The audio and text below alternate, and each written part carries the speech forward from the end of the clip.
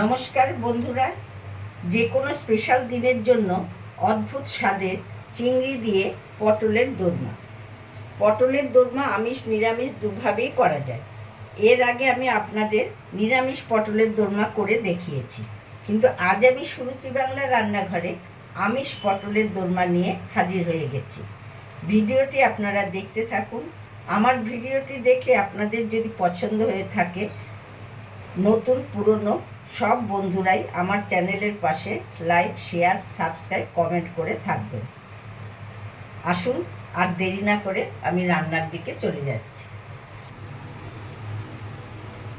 এই পটলের দোরমা করতে এখানে আলু আর পটল চেঁচে আমি রেডি করে নিয়েছি, আর এখানে চিংড়ি মাছের খোসা ছাড়িয়ে ভেজে রেডি করে নিয়েছি, আর এইসব উপকরণগুলো দিয়ে আমি পুরটাও রেডি করে রেখেছি।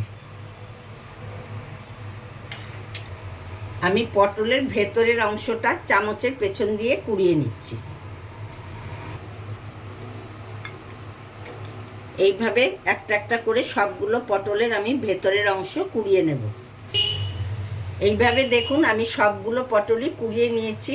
এবার আমি এটা কাজে লাগিয়ে দেব। এই শাঁসটা আমি আলুর পুরের সাথে সব মেখে পুরটা করে নিয়েছি। কড়াতে আমি তেলটা গরম হতে বসিয়ে দিলাম। এই ফাঁকে আমি পটলগুলো নুন, হলুদ আর একটু লঙ্কার গুঁড়ো মাখিয়ে নিচ্ছি।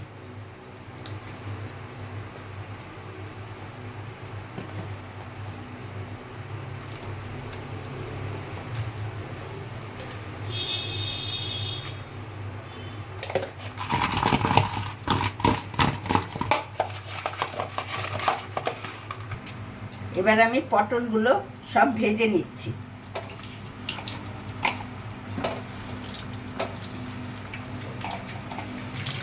পটলগুলো আমার ভাজা হয়ে গেছে। খুব বেশি লাল করবেন না, এরকম সবুজ কিছুটা লাল লাল ব্রাউন কালার হলেই নামিয়ে নেবেন। এবার আমি পটলের ভেতরে এই পুরটা এরকম রোল করে ভেতরে ভরে নিচ্ছি।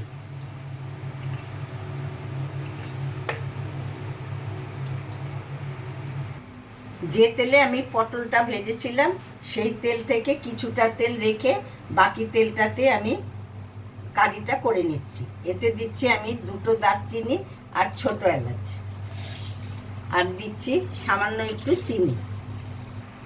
এবার দিচ্ছি কয়েক টুকরো টমেটো কুচি। এবার দিচ্ছি আমি পেঁয়াজ বাটা, আর দিচ্ছি 1 চামচ আদা বাটা।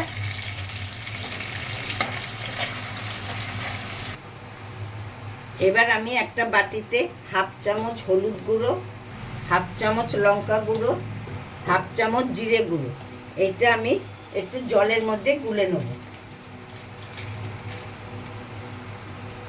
আর দিলাম সামান্য একটু দই। দইয়ের প্যাকেটে আমি একটু জল দিয়েই রেখেছিলাম। এবার আমি এই আদা পেঁয়াজের মশলাটার মধ্যে এই জলটা গুলে দিয়ে দিলাম।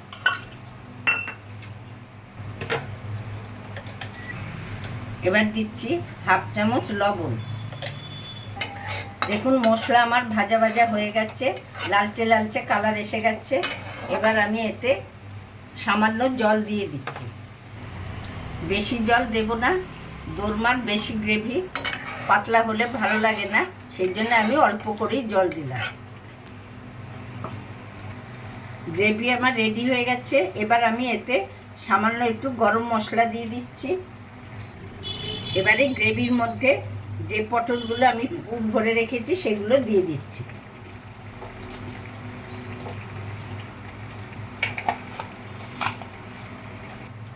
পটলগুলো আমি একটা একটা করে উল্টে দিচ্ছি। এটা ফেনা তুলবেন না।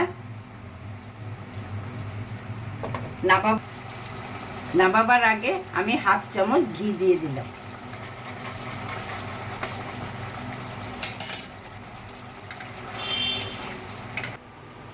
এখন আমি পটলের দোরমা একটা বোলের মধ্যে বেড়ে নিচ্ছি। এটি লুচি, পরোটা, গরম ভাত, কচুরি সবের সাথে, ফ্রাইড রাইস সবের সাথে জমিয়ে খেতে পারবেন। আর বাড়িতে অতিথি এলো নিরামিষ আমিষ সে দিনে এই রেসিপিটি করে আপনারা পরিবেশন করতে পারেন। কাউকে যখন পরিবেশন করবেন তখন জাস্ট ডেকোরেশনের জন্য একটু নারকেল কোড়া দিয়ে দিতে পারেন, নারকেল না থাকলেও কোনো অসুবিধা নেই। বাড়িতে গেস্ট এলে চিংড়ি মাছ দিয়ে পটলের দোরমা আমার রেডি হয়ে গেছে। আপনারাও বাড়িতে একবার করে খেয়ে দেখুন, ভাববেন যে নিরামিষের দিনে তো এটাই তোফা করে খাবেন, যেভাবে আর কিছু পদই লাগবে না। আজ আমি এখানেই শেষ করছি, আবার আমি অন্য একটা রেসিপি নিয়ে আপনাদের সামনে হাজির হয়ে যাব।